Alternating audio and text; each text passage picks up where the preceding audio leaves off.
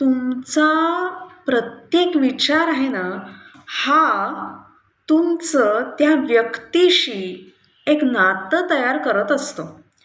आपल्या मनातल्या प्रत्येक विचाराला एक फ्रिक्वेन्सी असते आणि ही विचार ऊर्जा सकारात्मक किंवा नकारात्मक भार घेऊन सतत वाहत असते.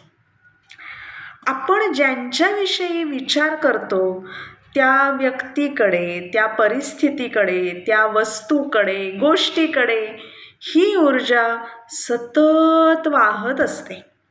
आणि म्हणूनच एखाद्या व्यक्तीविषयी सतत राग, चिंता, दोषारोप किंवा शंका यांचे विचार जर आपण करत राहिलो तर त्या नात्यातली ऊर्जा बदलते.